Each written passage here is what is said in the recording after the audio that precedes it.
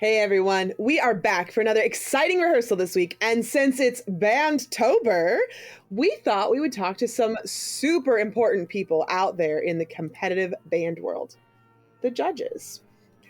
We will find out what made Thom say, I want to celebrate that all my drum heads came in this week at Templeton. You don't understand how big of an issue that is, but and why Steven said, At 15, they're operating a nonprofit. At 15, I was operating like an Xbox 360 controller in my mom's basement.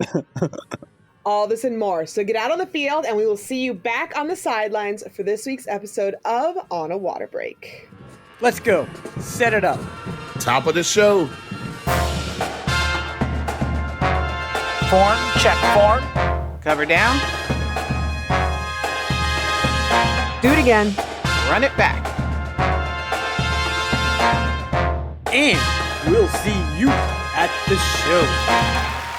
Welcome to another episode of On a Water Break, the podcast where we talk about everything you and your friends are talking about at rehearsal on a water break. I'm Jackie Brown. We are deep into the competitive season, and some of the most important people in this process are those sitting up in the press box, writing down numbers and evaluations of the show that you designed, teched, or are currently starring in. We have put together a fun little panel to discuss all of the questions that you have. But first, let's see who's on the sidelines this week. Hey, Steven. Hey, Jackie. It's been a while. It has been a while. I feel like I haven't talked to you in like a month. I know. I've been busy. It's all that Bandtober. side projects, right? Yeah. You're famous or something. No, I don't think I would describe myself that way. But yeah, I do. I'm staying busy. It's Bandtober, Thom. And Thom, yes, That hey. is. Hey, it is Bandtober. And we're like just getting into the thick of it here in California. And I got to say, it's been pretty nice here. So you guys aren't on like Pacific calendar. Like I know you have like Pacific time and we're on like Eastern time. Like you don't have like Pacific calendar also where you're like running a week behind everybody. No, I'm just kidding. Kind of though, it is. I mean, when I used to teach on the East Coast, band starts in September, the competitions. They don't start till October out here. For the most part. It's probably because it's so nice all the time, as you love to remind us. You can do band later into the year. You know, we get that awesome Indian summer right now. Well, we also have someone who we all know and love, but who's experiencing some firsts this year as a first-year judge. Please welcome Paul Simondac. Hey, Jackie. What's up? Welcome to the show. Newly minted judge. You could say I've been judging my whole life, as color guard people are. But in a professional setting, I'm learning as we go, and I'm really excited for this fall season and some opportunities that I have. So you're learning about the differences between being a judge and being judgy, is what you're saying. Oh, yes, for sure. Well, we are just jam-packed with guest clinicians this week. A recently retired director of bands from Wheeler High School in Marietta, Georgia is joining us.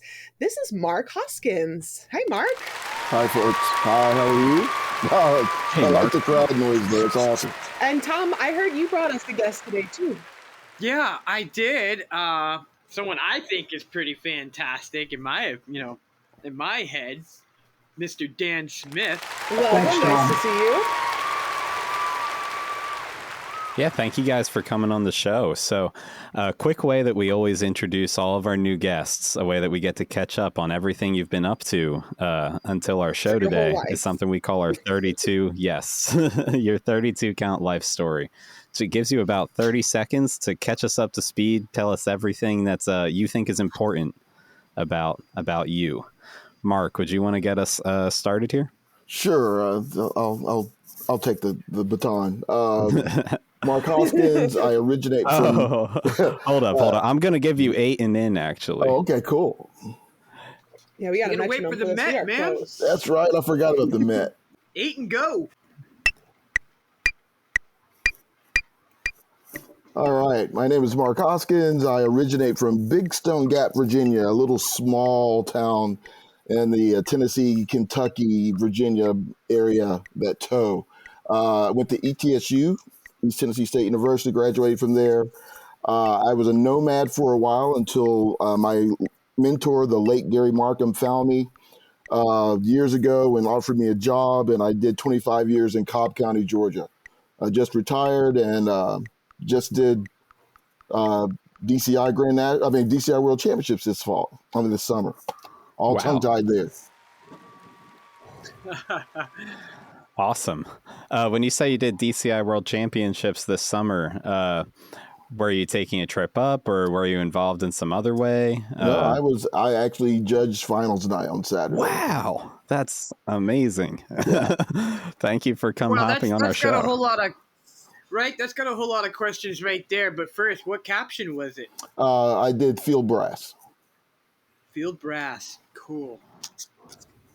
Wow. We're going to come back and return to that, surely, Mark. It was a pleasure. It was quite before we get back to talking about that, Dan, I'm super excited to meet you as well.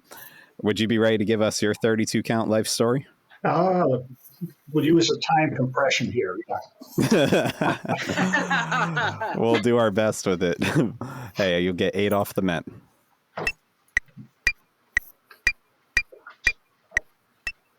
Okay, I've got the cue. I'm actually from a little town south of San Francisco, a town called Santa Clara.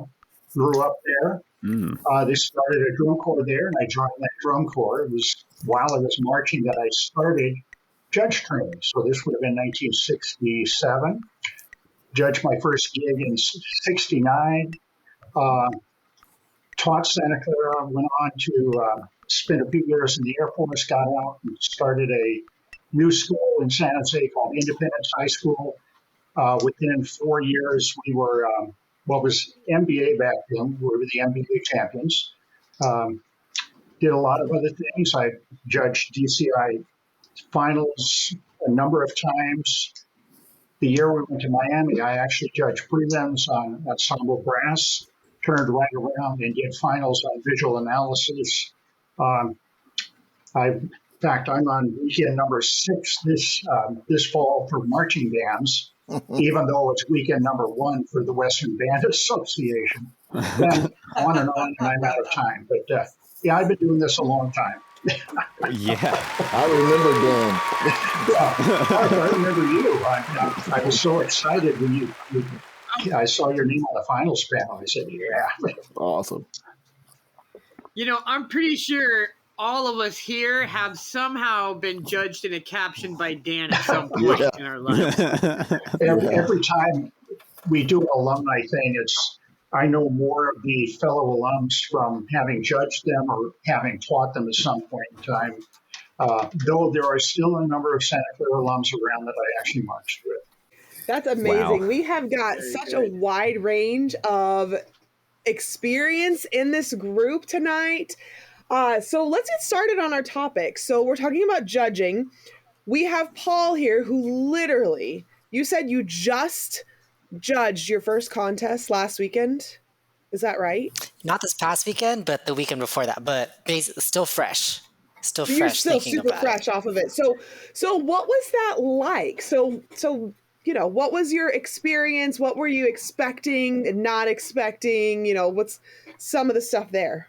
The whole process is kind of scary because, you know, as a performer, I'm thinking about, or even as an instructor too, I'm thinking about the warm-up sort of circuit of going to a show. When you're a judge, that's not at all what your experience is like. You have that first meeting with, you know, probably the host of the school, and then they're like, here's your tablet, or here's how you log in, ready, set, go.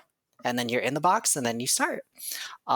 So being kind of thrown into that, like there's no warm up. You just kind of ready, set, go. Right. And it's a lot of fun getting to meet other judges. You know, I was with, I think his name is Dan Kalinas. I forget. But yeah, it's just very nerve-wracking, especially trying to put down numbers and not knowing if I'm doing. I remember asking him right before we started, like maybe 30 seconds, the band is going on, and I went to the other judge. I was like, I don't know what to do regarding like the numbers. And he's like, Paul, just like calm down, rank them first, think about scores later, and then so long as you rank them properly, you won't box yourself in. And I'm sure like you're not just put here just because like you have a sort of sense of how to do it. So very nerve-wracking, but a lot of fun because, you know, I love band. I love watching it and listening to the music. But yeah, very fun process. So were they giving you time with all of your sheets from each class as you went so that you could like go? Because I know sometimes at contests you like write a sheet down and then they run off with it and you don't have time to change anything on it. Yeah, so for them, when I took this one course from WGI Certified before it, you know, disappeared, and I knew about like how scores worked and boxes and whatnot.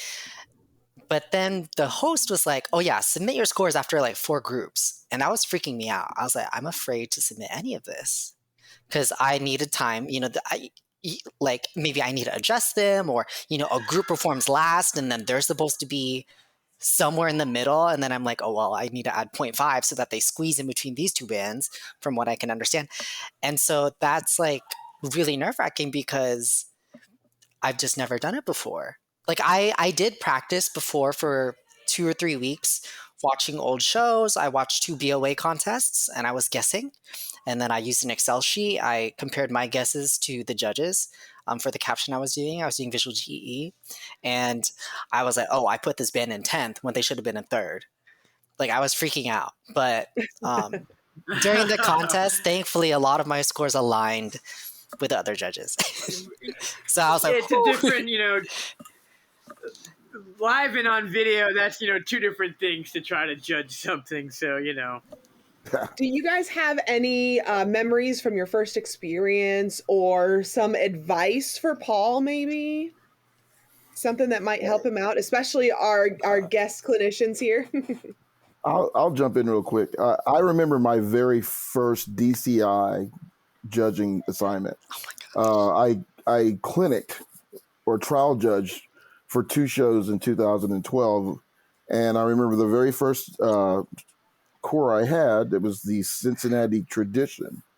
And we were in Lexington, Kentucky. And I just remember being very, very animated and very, very hyper and trying to say everything I could and trying to make sure I did this and that, this and that. And I remember that night when we were done on the way back all the way from Lexington back to Marietta, feeling very odd because it didn't seem natural. It didn't seem organic.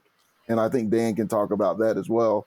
And I got to my second show and I still have those recordings, by the way. I still listen to those. I have every recording of every show I've ever done. So I hate listening to my voice. But Same. The thing is, after that first show and going through my head what I was saying, it didn't matter what it was. And my numbers didn't matter either. But my evaluators, my judge liaisons listened and they told me what was worthy or what was quality and what was not. And the more that you go through this, the more that the content specific things come into play. So, you know, just jump in. You've already jumped in and did your first show. And obviously you came out unscathed. You're not bleeding, no broken bones. But, you know what you know when you go in. And then the thing is, you want to make sure that you're telling the entity or the group or the director or staff what they can do to enhance what those kids are doing. And when you get through with that and you go, did I help them? Could I possibly say anything that will help them get better? That's going to make the judging aspect for you much easier, as opposed to you thinking, I got to put this right number down. Because eventually you will put the right number down. Because as we say, the kids always tell you what to put down. That's true. Yeah. That's interesting. It almost sounds like your job as a judge is to like teach the teachers in a way. Maybe not teach, but you're there to help them. Everybody thinks that we are the bad guys, But really, we're there to see and hear a great product. And if it is, you reward them for it. And if it's not great, then you say, well, maybe if you do these things, this might help out the next time that you go through this. If you just do a couple of things that, it might enhance your product. And then you go from there. It's like, okay. Yeah, and that's just real quick interlude. Another crazy thing about my first experience is critique. So I was super nervous, and when I told the other judge who's been judging for a while, he was like, Paul, like he was individual visual. So he was like, Paul, if you need me to back you up, let me know. And so I was like, oh, thank God. But thankfully, critique went well. Most of it was pretty smooth. Like I didn't really get attacked for anything I said. Most of them were pretty receptive to my comments, and I was like word vomiting the whole time. Like that's what it felt like. But critique still went well from what I remember. And Dan will attest to this. Critiques are probably the most non-anticipated thing that we do, even though it's where we get our time to speak. Mm-hmm. I'm much more comfortable speaking through the mic, talking to the kids or talking to the staff. And then when we have to get through at the end, you have to put your thoughts together and make sure that you're saying things that, that you said on your tape. And hopefully you did your job so you're able to go back in and not word vomit, but, give them content specific things to think about. Yeah. I didn't like critiques either. Try to remember back. Okay. The critique is, to me, my favorite part. And I can, as many years as I've been around saying, it was like over 50 or something, I can always, just anybody who wants to kind of unload on me, I'm fine. I've been yelled at by the best. And years later, we're the best of friends. Sometimes it takes a while to sneak in. But I miss shows, or I miss the critique at shows where we don't have it, because we don't always have it.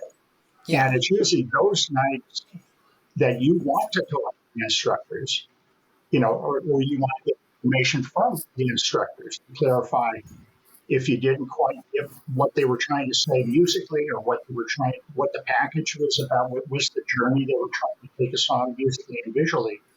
And a lot of times you don't get that opportunity. So when you do have a chance to talk to them, that's wonderful.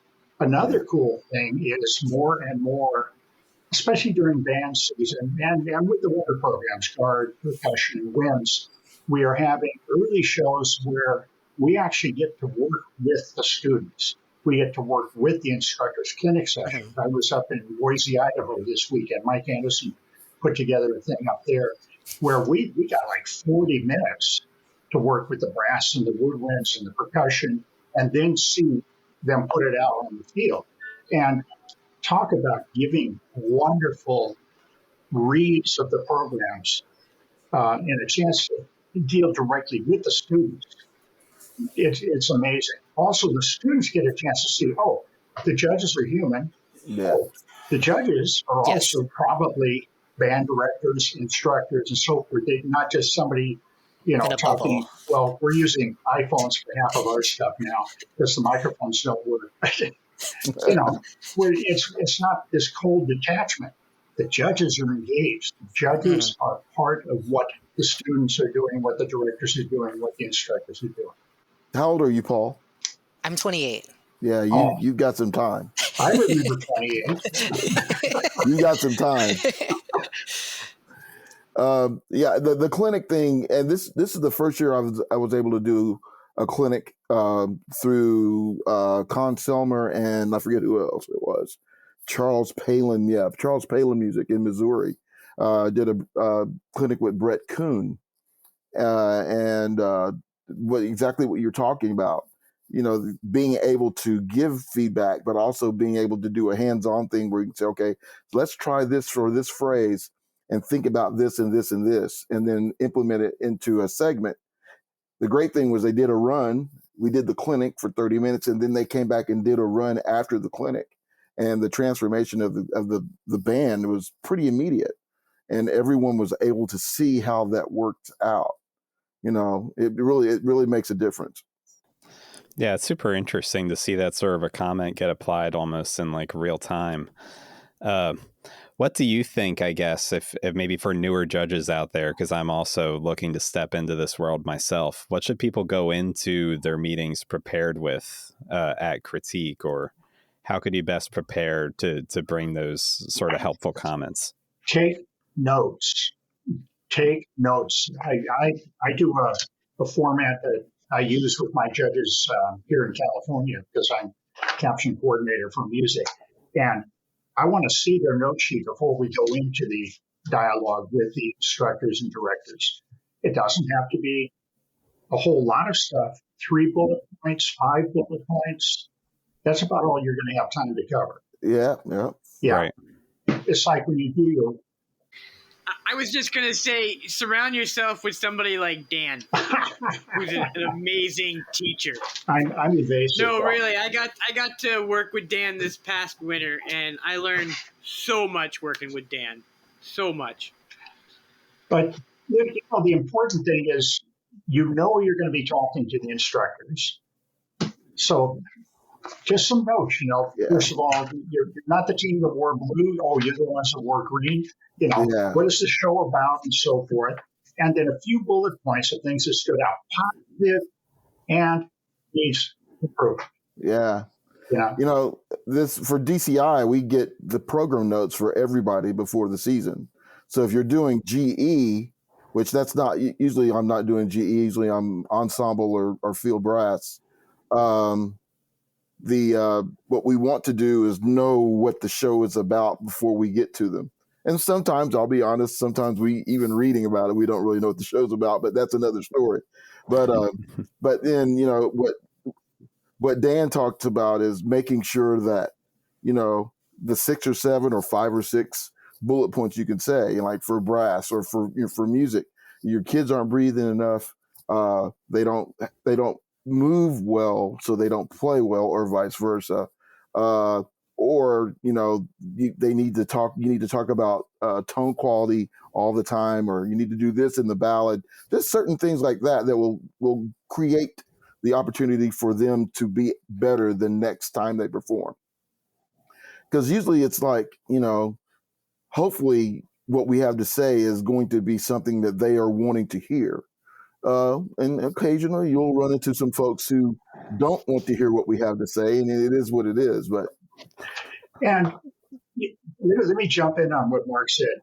The other side of the coin is helping directors and instructors be prepared for the critique. Yeah. They shouldn't come in cold. The first thing, or the worst thing you can ask as an instructor is, what do you think? The judge just gave you 7 to 10 minutes worth of recordings, and you said, what did you think?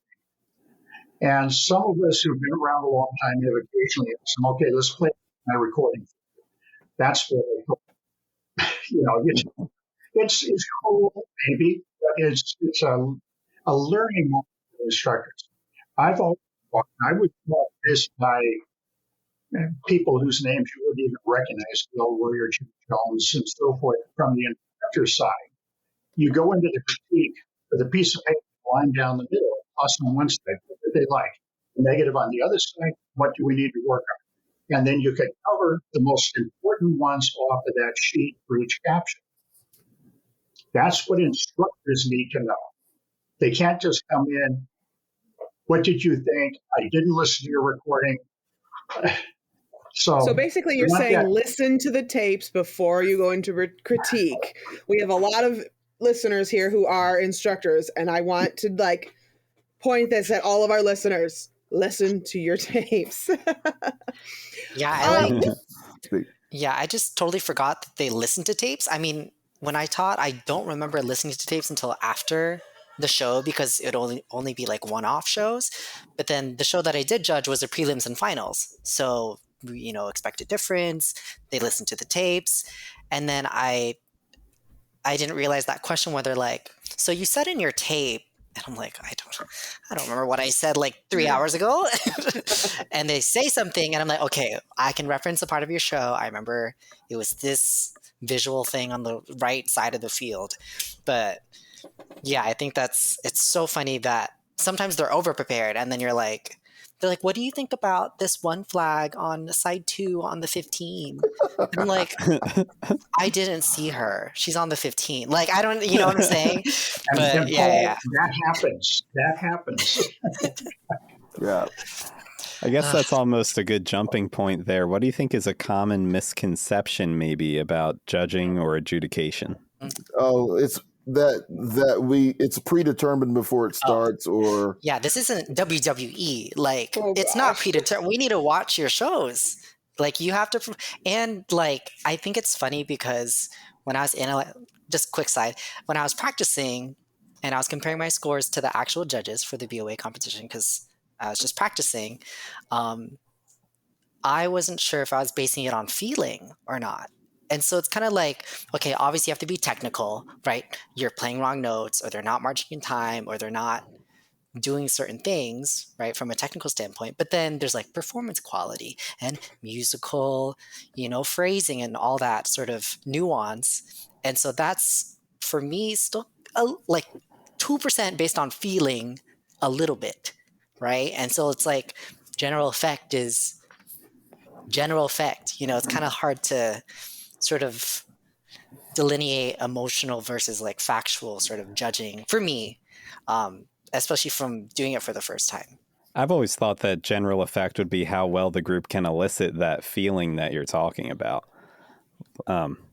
Like, how well can they make you really just take you out of the moment of judging and into the moment of just being an audience member again. Mm-hmm. And I remember in my tape, I was like, okay, like, well, the audience needs to see, it's like they need to remind themselves like the context of what their show is about and how they feel. Because, I do get emotional still. I love band. I love music, and hearing certain pieces of music, brings a tear to my eye.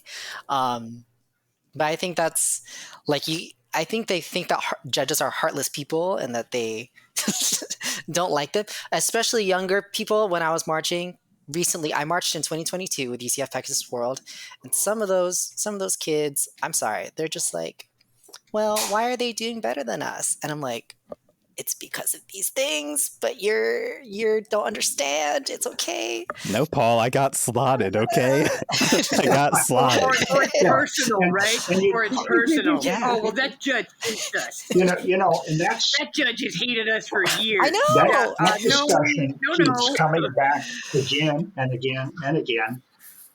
In 1984, the judges did this. Well, no, they didn't. That this whole slotting, or that the decisions were made in a little back room and so forth. Fortunately, people are digging up recordings of those years, and we can look at it and listen to it with fairly decent quality and go look and listen again. But there is a huge misconception, is that it doesn't matter what you do, you're slotted, and you have to live with it, even if it's 50 years later. It's still discussions going around. I like Paul talking about the emotional aspect on effect.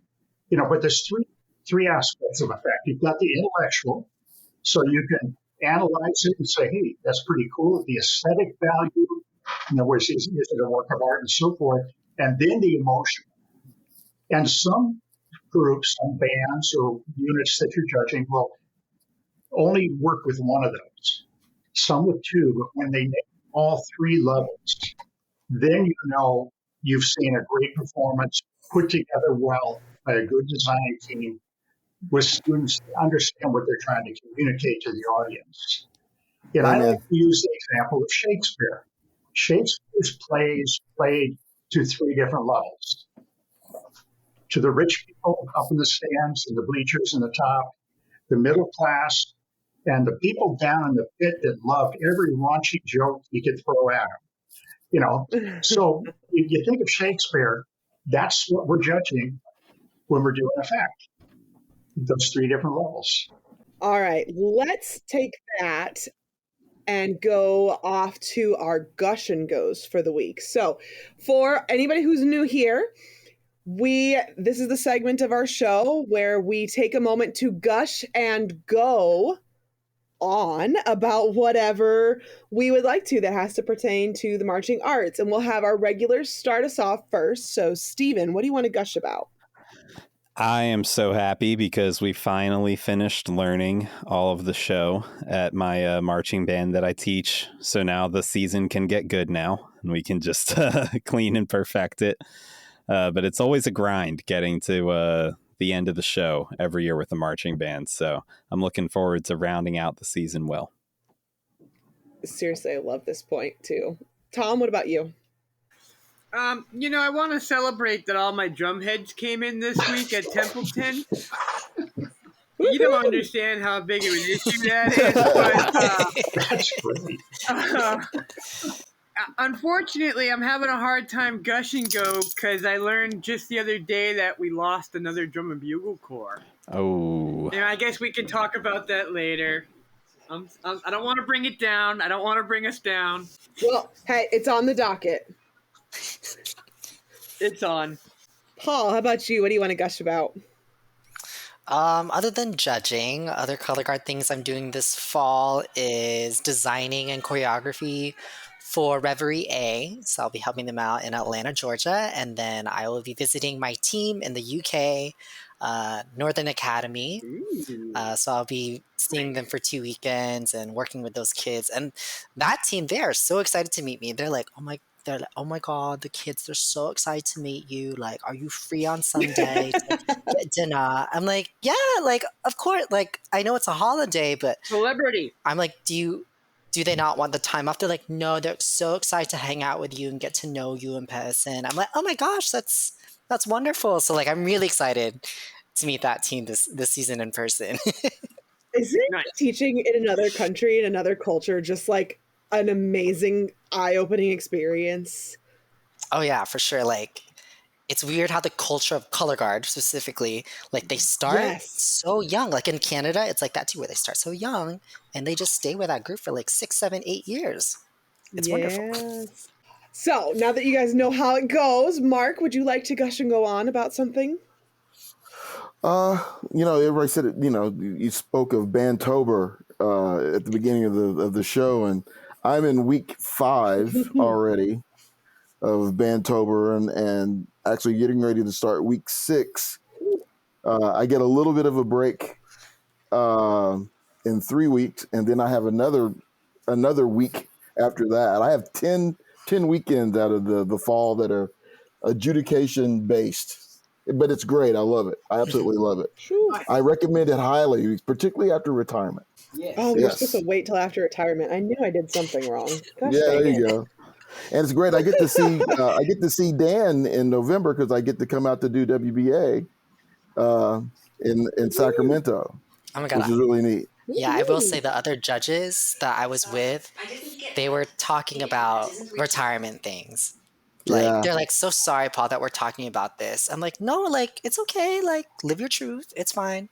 Yes. I mean, I did it for years where it was like, I could only do 3 or 4 shows because of marching season. I had my own thing. But I could, I had a Bands of America show I could do, or I could do this show for Nola Jones or whatever. And now I'm doing all of it, and I have the time for it. It's great. Highly recommended. Dan, how about you? What would you like to gush about? First of all, when Mark's coming out, I'm one of the co-founders of WBA back in the late 70s with Mike Ravino and Rivera and so forth. So that's going to be totally cool. And I just retired as a college administrator at a community college in Fremont September 30th. And my retirement day, I was doing marching band. The thing I have found about retirement is it creates a vacuum. And nature doesn't like a vacuum, so it fills it in.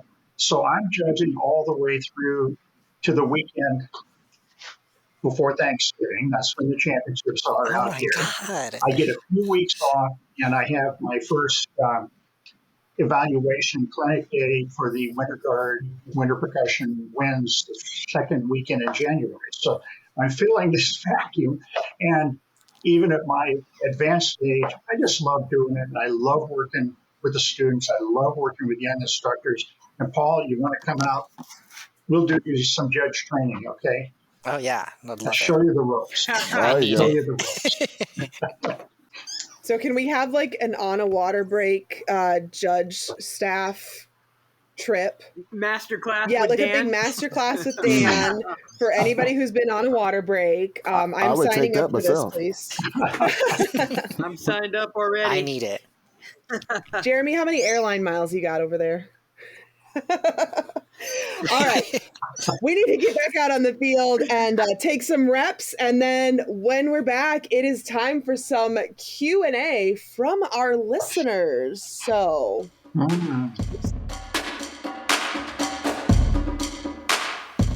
Hey, this is Christine Ream. And Chris Green. Guard Closet was founded as a consignment business in 2000. Since then, it has grown to include winter guard, band, percussion, and other genres. We can help you with custom flag and costuming designs. Our consignment inventory has plenty of great looks for your color guard, drumline, and marching band. Pay it forward. When you purchase consignment, you help other programs. Last year, we sold over 400 sets of consignments and returned over $125,000 in payments to our consigners for their sales. Additionally, Guard Closet offers custom and pre-designed costumes, flags, floors, and formal wear, full or partial show writing, educational programming, and other services. Max out your rehearsal time and set up a microsite for easy student ordering for shoes, gloves, and other equipment. The Guard Closet team is here to help you get everything you want and need for your season. Check us out at guardcloset.com and follow us on social media. All right, guys, welcome back. Grab your water jugs. It is question and answer time. Steven, why don't you take the first one? Sure, Jackie. So our first question, it comes from a listener, Cassandra, who asks, why does it seem like some judges judge on what they see and other judges judge on what they don't see or personal preferences? Well, to be honest, we can't say things about things we don't see unless it's detrimental to what the product is. So, as I mentioned earlier, if I've got a group that's coming out trying to play Shostakovich, but they can't create good sounds, then I have to talk about the fact that they're not breathing. It's something that I don't see. It's something I don't perceive because it doesn't sound well. If they're breathing well, then all of a sudden I'll have a product that I could sort of kind of give a better evaluation of. Right. Is it pertaining more to like, and without using any group's names, but Group A is a past champion, so you know the product is probably going to be good by the end of the season. So you're giving them credit for it right now. And the other group is usually not so great, and you're giving them what they normally get, but that's because that's the product they're putting out. I think that's maybe what they're asking there, right? Is that... I think you might be onto something there. It's like their bias, perhaps, about what they want to see in the competition or their own subjective preferences. It's all about those sheets. It's also like when you're a member and you know your own personal part, and then you go watch the show is different from what you think it is, especially what the focus is. And again, we're human. We can only see and analyze so much. And again, we don't use the tick system anymore where we're degrading you. We're basing you on rewarding on what you have and content and achievement. And so it's sort of that backwards, like we're not trying to take you down, but our goal is to raise you up. I think it's also kind of it's partially a loaded question. If we're talking about a judge going in with preconceptions or a set of personal preferences, I like jazz. Okay, so I'm going to give more credit to the show that plays jazz versus classical. And no, I'm not going to play my French horn. It's just sitting there for later this evening. As a judge, you have to practice being eclectic. You have to practice accepting and understanding so many different musical styles, visual styles. You have to study what has come before so you can then see where this unit is performing it tonight, today, whatever. And we came up with this concept a number of years ago where we were supposed to credit the performance of the day, the performance of the night. Yeah. That if band A comes out and just lays it out there and it's only the middle of October, They deserve the credit for it regardless of the style. As long as they are true to the style they're presenting, you as a judge have to understand what they're trying to tell you and give them credit for it. Mm-hmm.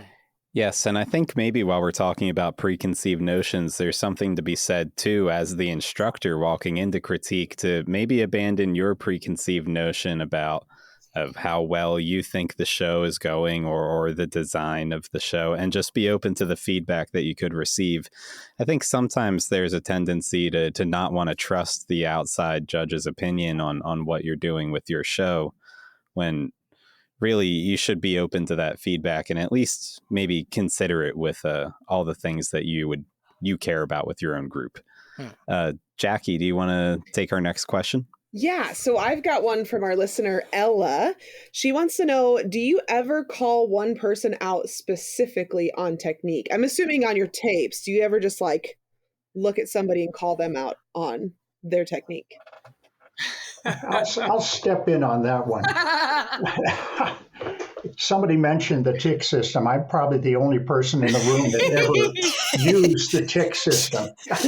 And it wasn't as objective as people like to think. It was subjective within certain parameters. And certain colleagues, and I won't name names, but would actually point at individuals, musically or visually. And we would occasionally, name, if we didn't use people's names, but let's say in the second flute section, they're having intonation problems. You're going to do that, but you're not really pointing to an individual. But yeah, there was a time judges did point. Now you verbalize it. Can I have a small history lesson here, just as a side note for myself? When did we go from the tick system to the sort of it evolved from ticking on the field. That was only the field judges that did ticking. Okay. The upstairs effect judges wrote comments because we weren't even recording yet. This was late 70s, early 80s. Okay. Birmingham, we were still writing, the new system where we were putting everybody on a build-up system, but we didn't institute it with Montreal, but we continued to field trial it in Montreal. 81, 82. Boy, I remember this. Wow. But we did a thing called tick and talk where we actually started recording. So we put it down on the sheet, but we'd also say what it was, what section, which individuals and so forth were out of step, phasing, interval problems, so forth. Same thing musically, third sopranos, drum corps, my gosh, the intonation issues not balanced with the seconds and first, so forth. But it was late 70s, early 80s, we made the transition. If I'm not mistaken, Dan, 84 was the first year it went subjective. Exactly. Which is my age out year. Yeah. Yeah. 83, I still remember Barry Swain actually being on the field for music in 83 in Miami. Yeah, Barry was on the field. I was upstairs on ensemble brass for 2 days of prelims. Barry and I used to room together on tour a lot. We don't even need to start talking about those years because I feel like we're going to start talking about birth years and. Right. You know what? To get back to calling people out. And the thing is, the same thing happened with the Winter Guard with WGI. Yeah. Because 82, I remember I was on the floor for prelims. It was prelims finals. It didn't have semis yet. I was on the floor on movement, and 84, 85, I was upstairs, but not all the way at the top. I was partway down the stands doing the same caption, doing Eminem visual. We evolved from an Eminem to visual. So it was WGI jumped in right after DCI did it. The marching bands was pretty much a build-up system from the beginning, but 76, I think, was the first NBA championship. Live Oak won. Mike Rubino's band. I was actually on his design team, along with Shirley Whitcomb, Stanley Knob, and some others. Dan, some names there. I have got to get you back on here again for like a full episode history lesson at some point, because that's seriously one of my favorite things about band is literally band history, marching arts history. So did we answer the question? I can't remember. Wait, I do want to say one thing about that. Like Ella, I think the only real time we'll point somebody out is if they're a soloist and they mess up. You know what? I think it happens more in marching percussion or in the pit. We don't necessarily call them by name, but we say, second snare from the end, or middle tenor player, or bass 4. Yeah. We'll address them by that, but it's never been like, hey. I was going to say, as a bass drummer, I've definitely, in my bass features, been called out. I will be honest. If I'm on the field and I am I'm sampling the baritones, and there's a baritone that's barking out of the ensemble, I will say, baritone 40-yard line, be careful with tongue placement, And usually if I'm close enough, I'll give them the look over the glasses just to make sure they know what I'm talking about. All right, Steven, why don't you take our next question? Sure. Our next question comes from Nico, who says, how do you know when students are ready for higher level work? I frequently get judges' tapes that indicate my students look ready for more body under the equipment, but most seasons we're pulling body moves and cutting them because students can't get it with the choreo. That's a complicated question because it's a matter, when it comes to color guard choreography at least, and sometimes they ask us about, hey, can you do the visuals too? And we're like, I don't know if we could. But again, it's about building up the entire ensemble, right? And then developing the culture that the veterans are able to pull the newer members up at the same time. And so it's kind of difficult because you might have those members who have been to the seniors or whatever in high schools, especially, where they're fine. And then those newer members, may not grow at the same pace. And so it's kind of like you have to develop that culture where they trust and they grow and they love and they learn. For sure. I would also say get into the middle school if you can. The program that's going to feed your program. That's really where I think here in California we do it well, getting into the middle schools. Same as Texas, I think, building those programs up. That's a fantastic answer there, Paul. It was like spot on. Totally, man. I'm serious. It is because, as a director myself, we did less choreo because we weren't trained for it. And once we did get that going, once the kids are able to digest it, then we were able to give them more. So, it's sort of that old adage, you don't give a baby a steak until they can, you make it into such an entity that they can digest it. And then as they mature, you give them more material, and then it's there. Yeah, like I think another thing is like you don't have to go full Santa Clara Vanguard and do a whole dance teacher and a backflip, during your show, but raise the bar to where you think they need to be, and obviously ask the judges, and I think you can sort of gauge where that happens over time. It's funny. I had bands that were able to do it, and then all of a sudden the next year they're not, and it was because the maturity base graduated, and so the next year, we didn't have that. Yeah, and then you had to wait, and then you could bring it back. Also having the instructors for that is really important. The people who could really teach and still inspire that sort of energy. Your John Escalante's, your Michael James, I'm still rolling over about the giving a baby a steak comment. That one hit really home because I have a toddler who's been learning how to eat solid food. I have another question, though. This is a really good one from our listener, Tommy. He's asking a couple of questions that he did not know as a young instructor. And there's two parts. One is, what is vertical orchestration?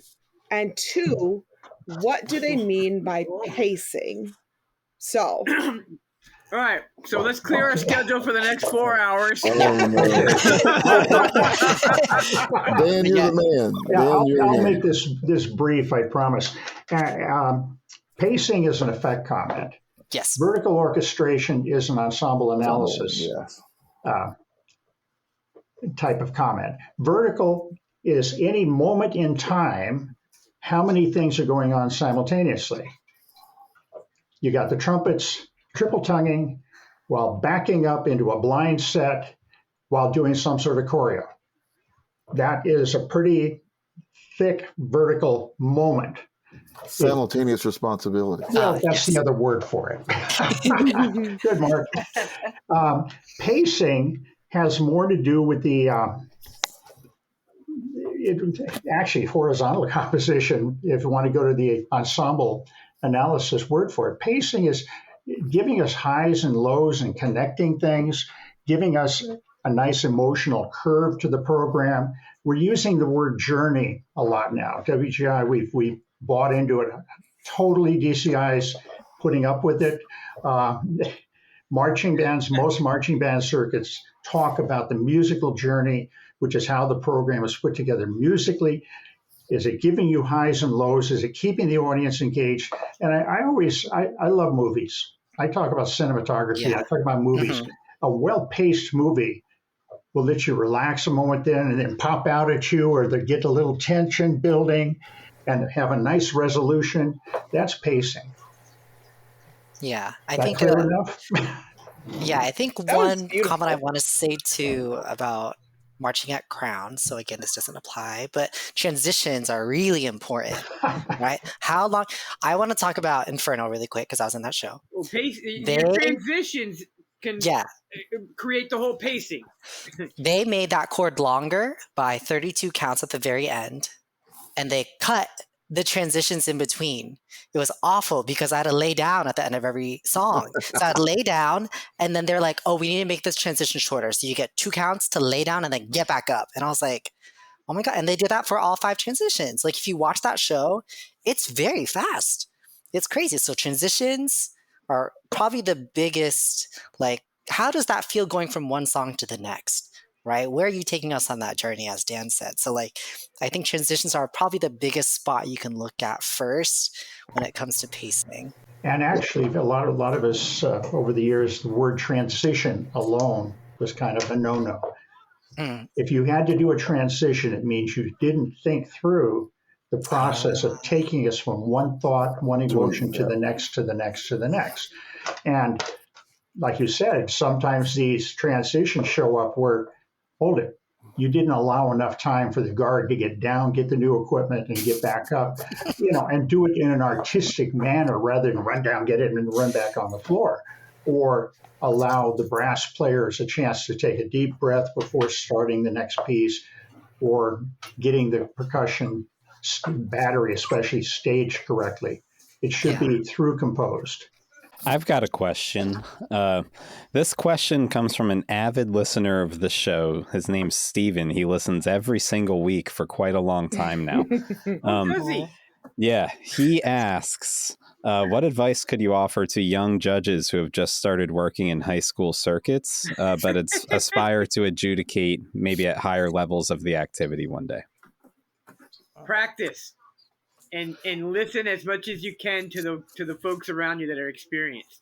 Like these good folks on the call here, they seem to have quite a lot of good information. It's kind of a thing where, and it's sad because I get younger judges asking me, where do I go to learn this? Where do I go to interact?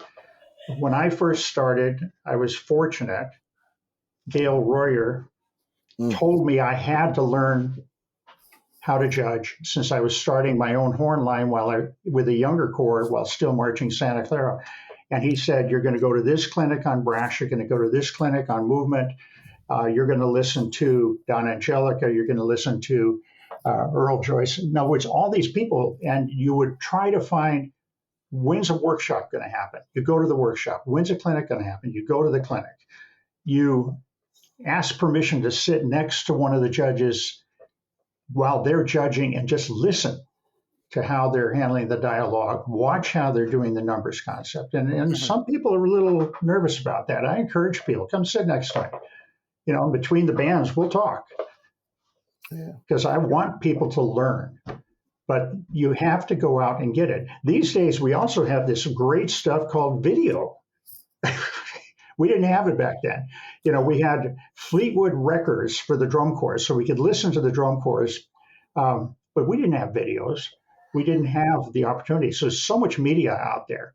When we first started talking into recorders, we were recording what little bit of a football halftime show would show up on the NFL games, just so we were practicing dialogue.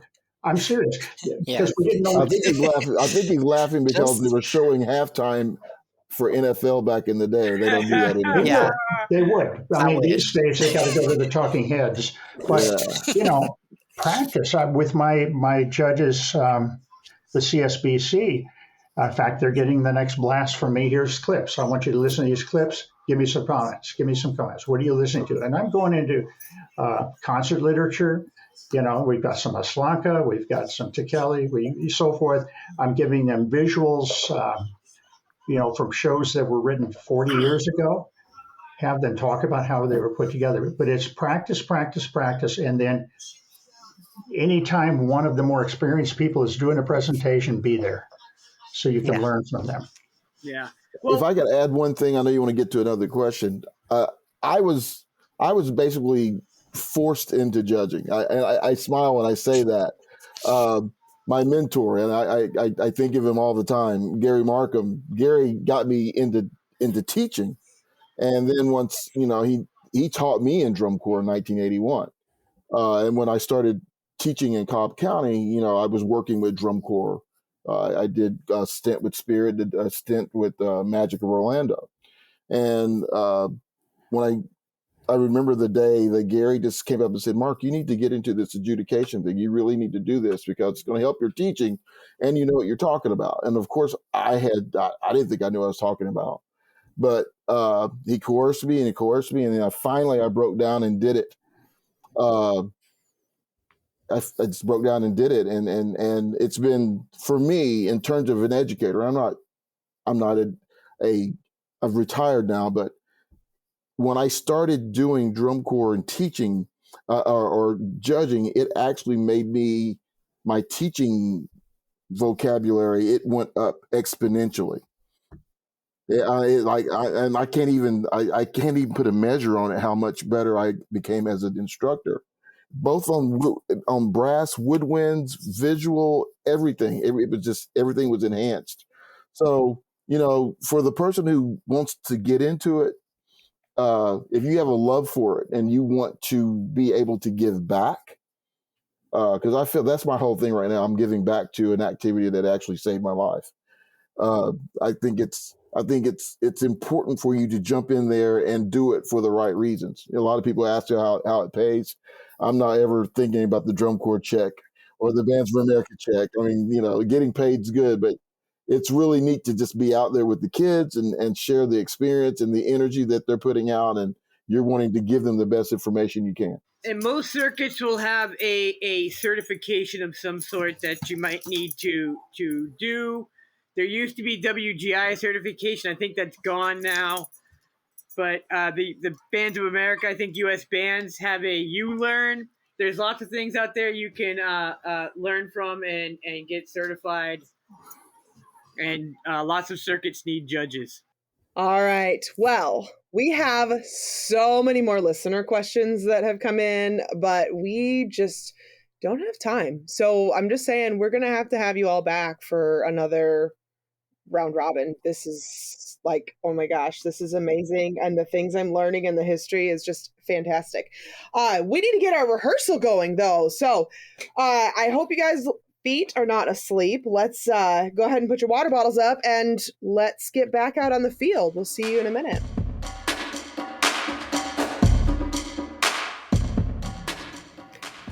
That was such a great rehearsal, Chunk. We have a fun new thing that we have been doing. Actually, it's not super new. We've been doing this for a while, but still.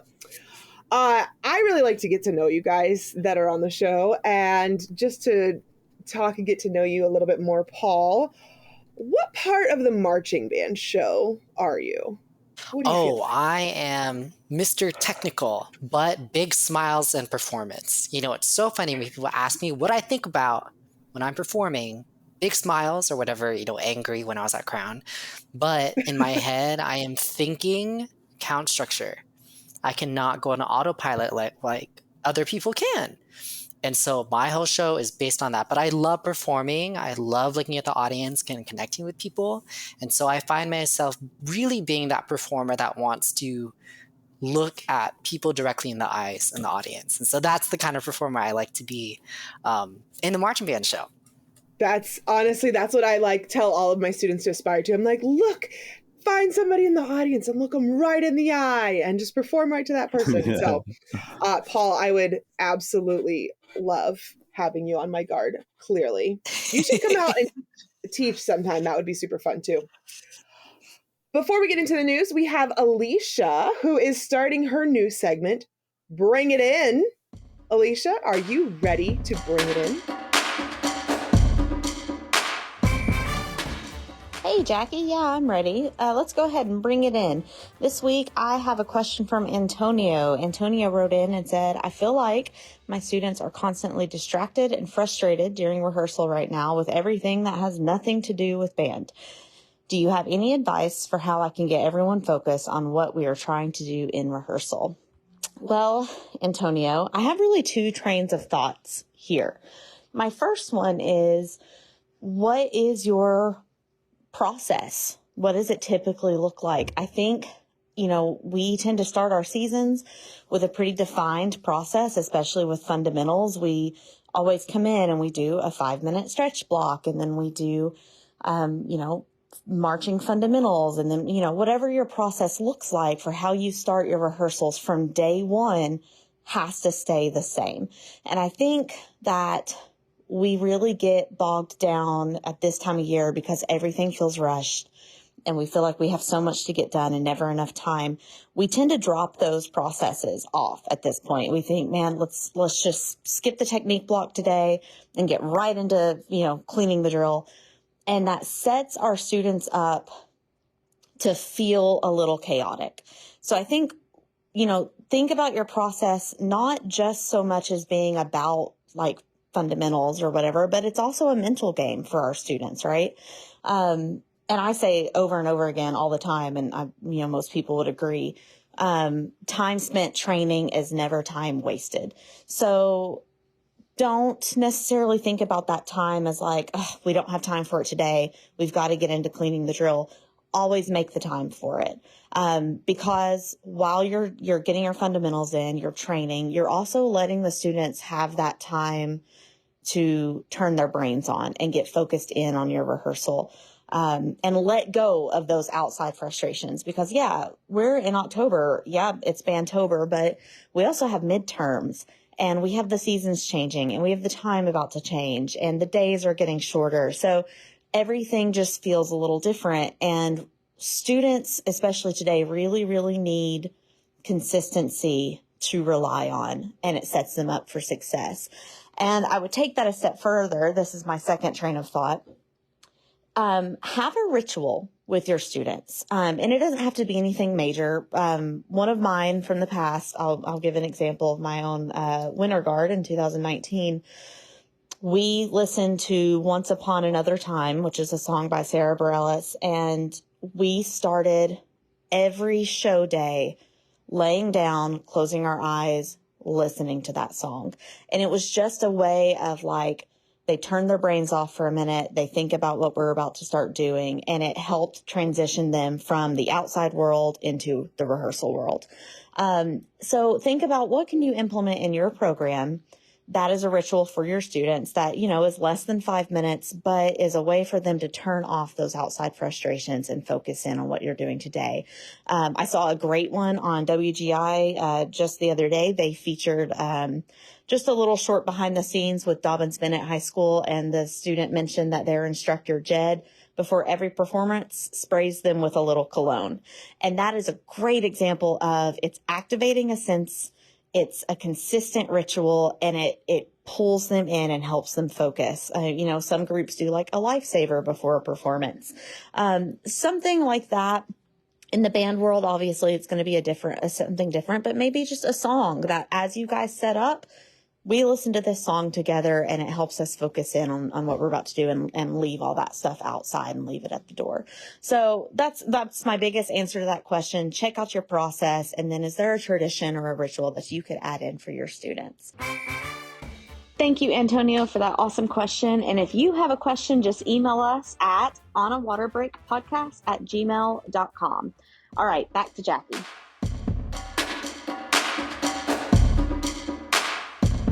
Now, on to the news. Up first is our resident band mom. It's Cindy Berry, aka Leander Mama, back with her Mama Minute. This week, she recaps BOA Memphis and talks about the crazy competition in Katy and Bedford, Texas. Hello, band friends. It's Cindy, back again with this week's Mama Minute. It's Bandtober in the marching band world, and you know what that means. We pretty much breathe, eat, and sleep nothing but band this entire month. And that is exactly what I did this past weekend. There were no less than 5 BOA contests this past Saturday, and I was burning up that Box 5 TV subscription Saturday night, bouncing back and forth between all of the finals. But the most fun I had on Saturday was spending the morning and afternoon attending live and in person the inaugural Bands of America Memphis Regional. There were bands from 8 different states, and not one of them Texas or Indiana. Did that mean it wasn't a very exciting competition then? Far from it. These Southern bands came to play, and play they did. I was so happy to see the bands doing so well in the Mid-South area. And I feel like we absolutely are going to see it continue to grow in popularity. Huge shout out to my hometown and the Bartlett Panther Band from Bartlett, Tennessee for their very first BOA Regional Championship. I hope Memphis will continue hosting a regional because all of the bands there on Saturday were fantastic and proved that there's definitely a need for one in the Mid-South. I'm also super excited to see that Bartlett is going to Grand Nats next month, along with another nearby band, the Arlington High School Band. Band in Tennessee is looking phenomenal, and that doesn't just include Dobbins Bennett, y'all. The greater Memphis area is on fire, and I love it. One final shout out to Memphis and the Liberty Bowl Stadium for serving up some delicious Corky's barbecue in the concessions. I love me some barbecue pulled pork, y'all, and that added to some nachos, and you have some of the best concession stand food I've ever tasted. The Alamo Dome, well, they could definitely take some lessons from the Liberty Bowl when it comes to serving up what the people want to eat. But I digress. Now, on to the rest of the regionals last Saturday. The Flagstaff Regional saw perennial favorite American Fork from Utah in first place, and the Toledo Regional crowned Jenison, Michigan winner with the Centerville, Ohio Jazz Band in second. Yes, they are a marching jazz band, and we love to see it. Now let's travel back to Texas for 2 of the hottest regionals of the season, the Katy Regional and the Bedford Regional. Y'all, this was not high school band. I swear it was drum corps. Hebron came out at Bedford in finals, and after a tortuous 6 minutes of standing still in utter silence while the staff furiously worked on fixing some kind of electronics issue, they blew the socks, the shoes, the hair, false eyelashes, you name it. They blew it off of everyone in the stands. Those kids are absolutely nuts. And as I expected them to do, they won that regional and swept every caption. Lucas Oil Stadium is never going to be the same after they perform this show at Grand Nationals next month. Also, it was exciting to see that the Marcus Band is back, and they snagged second place at Bedford, just ahead of the always amazing, always entertaining Flower Mound Band. Okay, let's talk about Katy. Coming into this competition, everyone was expecting to see a mix-up of the Woodlands, CTJ, and Ronald Reagan in the top 3 spots.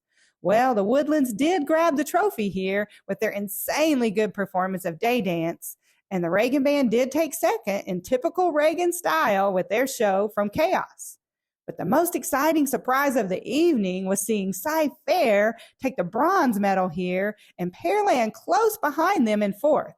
And they absolutely deserve those placements. These Houston bands aren't messing around.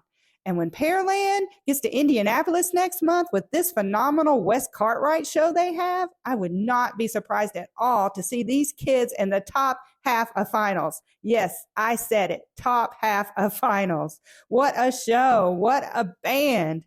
And with the Hebron and the Woodlands also headed to GN next month, well, the Texas contingent is coming to Lucas Oil, y'all, and they are hot, hot, hot. Well, that's all for this week's Mama Minute for the On a Water Break podcast. Things are really starting to cook in the marching band world, and this season is serving up an absolute feast. And I don't know about y'all, but I'm starving. So grab your forks, and I'll catch you next time. All right, Stephen, are you ready to... Yeah, I can kick things off here with our first story that we've got here. So this one is that an Oklahoma drumline, actually, they took center stage in helping promote naloxone awareness, which if you are unaware of naloxone, you should watch the PSA that this Oklahoma drumline was able to put together. So essentially what naloxone is it's a drug that helps bring people back from an opioid overdose. But this high school drumline actually was able to set up this PSA with a group called Zephyrus. And what they did is it looks a lot like Drumline the movie in the battle scene when they're having like a drumline battle. But then all of a sudden, some of the different performers, they just essentially like have trouble breathing and then stop performing. And it kind of is accompanied by some commentary about like what would happen in the event of an overdose and how if you were prepared with that sort of a naloxone, you would be able to help out if it just ever were to happen near you. The main point of the ad is just that you should have it handy, perhaps, because you never know when maybe just unfortunately that might happen near you, and you want to be the person who's able to help out. But at the bottom of this article here, they actually get to talk a little bit about the performer's experience itself. It said not only were the kids just excited to be a part of the shoot, but it helped raise tuition funds for the performers that were involved. And they also got to experience being involved in such a big set and large production. So really all across the board, it turned out to be a really positive experience for the students. They got to be a part of making a pretty engaging ad, which also gets to really help benefit public health in their community. So pretty cool instance of drumline breaking out of the drumline world, if you ask me. I love seeing marching arts just in different lights that way. That's fantastic. Yeah, and it's interesting too to see it take on like a serious subject. It's kind of breaking out of our comfort zone a little bit and using marching arts as a lens to maybe make a bigger statement about something larger in society. So you don't see that a lot. It's pretty cool. Paul, do you want to present your story? Yes. So this one has the Pocahontas County High School Marching Band, or band, I should say, almost going out of business and disbanding, I guess you could say. But even though the director left before the school year started, they decided, hey, with us 10 members that still want to do band, all we need to do is form a pseudo sort of club, get a teacher sponsor, and they were able to keep the band alive. And it's interesting seeing, this article, these students are so dedicated. They said that some of them were drummers. Most of them were drummers. So they switched instruments. They elected one of the students to be their band teacher or leader in this case. They had an aggressive schedule set where they still attended football games. And later on in the season, as most circuits have, you still have to attend, a ratings, not a competition, but a sort of MPA for your program. And so they will be attending that and trying to, get the best rating that they can. And so it's really interesting, with the teacher shortage and hearing about teachers that don't want to teach anymore, how students are still motivated to be a part of a program. And I think that's really, really inspiring, especially, the music and the arts. It does mean a lot to a lot of students out there. Taking any elective wasn't an option for them. They had to have band in their lives. That reminds me of being in some ensembles at different points and thinking with my friends, like, man, I wish we could just like write this show. Like if we got to just like come up with this ourselves, it'd be so much better than what my instructor came up with. I'm sure that's maybe not how these students feel, but I bet it's got to be cool for them to be able to be creative and be the performers. Yeah, I think it's interesting that that was an option, because sometimes I've heard of people where, the color guard portion is taken out because they don't have enough members or it's not worth it. And so entire band it's programs crazy. Just completely get cut because they can't find instructors where I live. Yeah, like entire, like you go to, 5th grade music or whatever, and then like you get up into middle school, into high school, and it's like you don't have an instructor, so you just don't continue on your instrument. You don't have marching band, and it's so sad. This is such a story of resilience for these students too, because like everything that it would have had to take for them to learn what they need to do and coordinate all that, and they don't have the experience that an instructor would have coming in with it. That's bravo to them for sure. Jackie, what do you got for us? Are you ready for mine? I thought you had one more. Did you have one more? Oh, I thought we would come to you then me, but I could go if you want to wrap with yours. I think it might make sense to wrap with yours. I think we should wrap for mine. Wait, pause. Going back to that West Virginia group, I want to know who ordered their shoes. Just side thought. Like seriously, I've been dealing with so many shoe orders in the last 2 weeks. Like who was like, hey, we need shoes. Let's collect the sizes and call guard closet. No. Okay, they probably have experience because the math teacher who is their sort of representative for the club worked with them, some of them before in a nonprofit. So they should have some sort of understanding. And I'm sure maybe that math teacher ordered it and she's helping out. So these high schoolers have been operating nonprofits? I mean, that's how most, from my understanding, that's how most band organizations are organized as. It's a nonprofit. That way donations can come in. And, and like the booster organizations. It's crazy. Yeah, totally. At 15, they're operating a nonprofit. At 15, I was operating like an Xbox 360 controller in my mom's basement. Okay, Steven, you can go with your next story here. This one's one I've been talking about honestly since I was marching. This was always something that would come up on the buses a lot. I'd be interested, Paul, to see if when you were marching, if people were still as concerned about this then. But essentially, NPR when I was marching, just FYI. Well, NPR just posted a story about marching bands dealing with extreme heat and how they're adjusting. Basically, marching bands throughout the country. It's funny, even here it says, right now with it being only 95 degrees out here, it actually feels really good for the kids.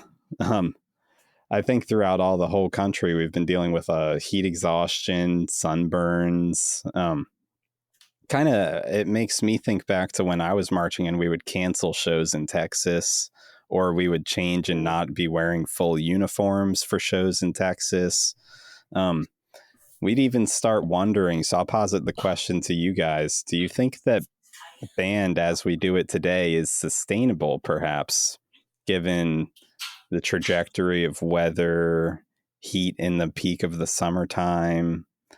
It seems like already today, some of the conditions on tour aren't really sustainable anymore.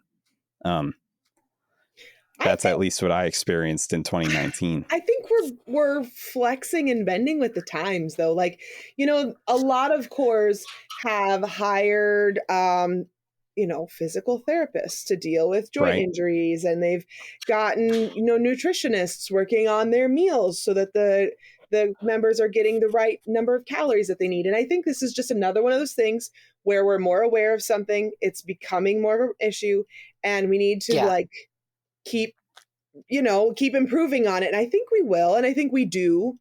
I just remember there was a picture I saw when I was on tour with the Blue Stars in 2006. We looked at a lot of history stuff. We learned a lot about drum corps history there. But there was a picture from the 1970s. One of the tour buses had melted into the asphalt and had sunk while they were at rehearsal during the day. So they came to do like EPL and they couldn't, the bus was sunk into the asphalt. Gone. Yeah, it was just like the wheels were almost entirely under the asphalt. So like it was like the asphalt was touching the bottom of the bus because the wheels were just in it. Anyways, but so like, you know, issues like that, issues come up. And I feel like if anybody is going to be able to deal with them and find a creative solution, it's going to be drum corps people. I think the craziest part or experience that I've had is that just one delayed show, maybe in Tennessee when I was marching Crown in 2014. So I marched 2014, 15, 16. When I think about those seasons, you know, we always talk about Swamp Tour in the lower states of the US. It's bad. Pretty bad. You know, Texas is kind of a hit or miss usually. But most of the time, like the heat, let me stop myself. Most of the time, I'm okay with the heat because I'm from Central Florida. And there's no sea breeze there. And so I'm used to the heat. I've done marathons. I'm an avid runner and active. I grew up spinning outside in the Florida humidity, and I still love it. You merely adopted Swamp Tour. I was born in it. I loved it. And but then like some states like Missouri, like they're just awful. And I even remember, you know, judging 2 weekends ago in up north, it got hotter. So like there was prelims and finals. So prelims was like 10, maybe to like 2, and then finals started around 4:30. It was hotter at 4:30. Yeah. Surprisingly, and I felt bad for those kids. But hopefully, maybe a solution would just be again not putting on your entire uniform. Does it affect the visual? Yeah, sure, but you know, protect the kids. Drink more water. Not doing full runs, doing production runs so that kids can get a break. You know, during rehearsal, and what was the other solution? Oh, instead, if you have the money and you can invest in it, switching to those like sort of sporty shirts rather than a full band uniform with the jacket and everything, because that is another option for visual effect. Yeah, maybe you don't have to change it every year because money is thin, but maybe you just invest in one really nice, reusable, sporty shirt, which you can get at guardcloset.com. So think about it. Paul, side note, you were in my state and you didn't even call me? Come on now. Wait, oh yeah.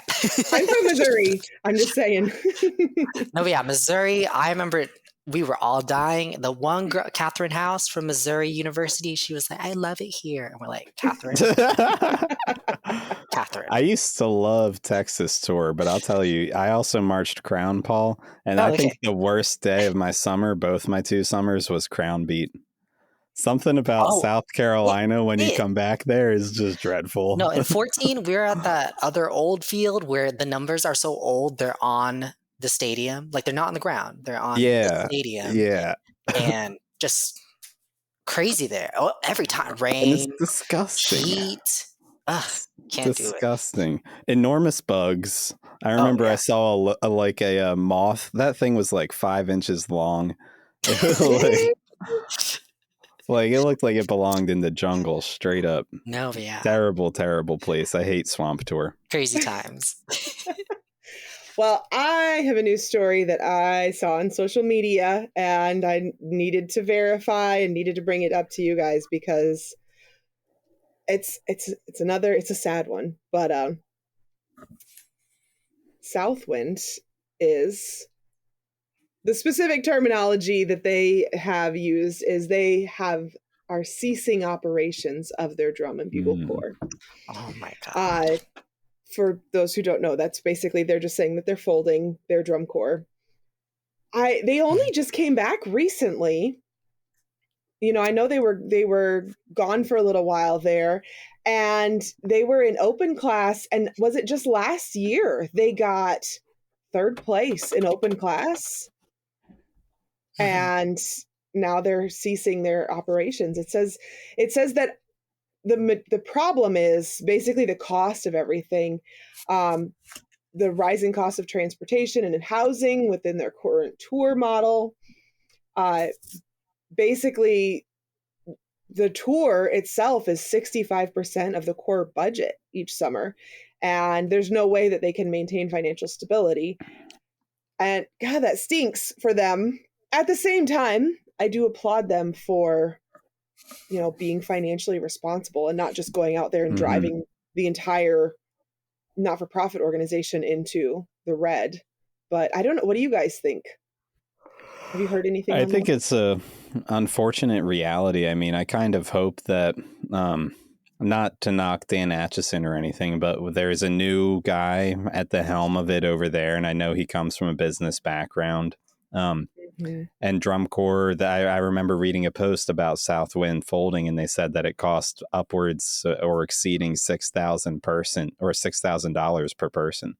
So like they were able through other ways that they could raise money to only have to charge like 4,000 some in dues, but they ultimately decided that it's just economically unfeasible, which is unfortunately becoming a reality for a lot of groups. So I'm optimistic and hopeful that with new direction, with the merging of DCI all age into regular DCI as we know it, that maybe there's some way that some good comes of this, and we find some ways to either reduce costs or bring more money into the activity. Yeah, it's crazy to think about, not to take away the spotlight, but with Santa Clara, or even talking about Winter Guard, how Pride of Cincinnati is taking a break this year, how dues are rising, and all of those things. I have a background in tax accounting, so I've studied a lot of nonprofit returns. And again, like the thing with nonprofits is you have to you're operating as a nonprofit, which for our listeners, you should be at zero by the end of the year. Your income, or the money that comes in, should equal the money that goes out. And so trying to maintain that delicate balance, right? Because if you're overspending, then you're like, okay, well, you're overspending. And then if you're not spending enough, then it's like, where's the money going? Right? Are you just holding on to it? And so it's crazy to think about all the intricacies. But I guess what I do want to say is that if you are an alumni and you've marched at certain places, always giving back, being a part of those organizations, and trying to support the activity in any way you can, because they're all operating as nonprofits. But then it's like, you got to think about the staff and the students and the experience. Like, we don't want to put kids on tour where they're eating cereal every day. Like, we're not going to do that. Let's be real. They have to be fed, especially in those heated conditions, right? So yeah, it's a lot to think about. It is devastating, but I hope that, like if you are an alumni from any organization, try to give back and try to spread the word.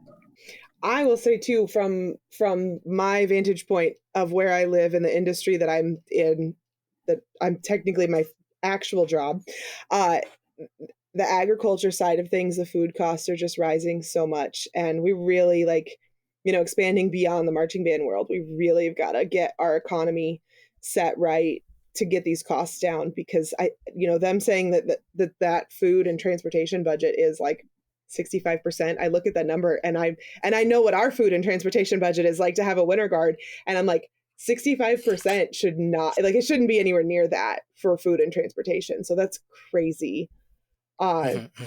Yeah. So I love that they're, like I said, being financially responsible. My heart goes out to all of those kids who were hoping to get to march there this year. All those alumni, and we need to come together as a whole marching arts community. Yeah. All right, everyone. Thank you for a great rehearsal this week. Thank you to our hosts, Thom and Steven. Of course, Paul. Paul, tell everybody where they can find you on social media.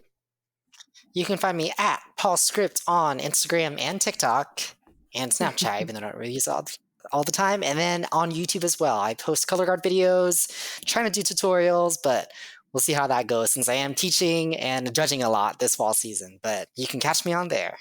And thank you to Dan Smith and Mark Hoskins, who you can find both of them on Facebook if you would like to tap into some of their lovely knowledge and just incredible understanding of this activity and the history.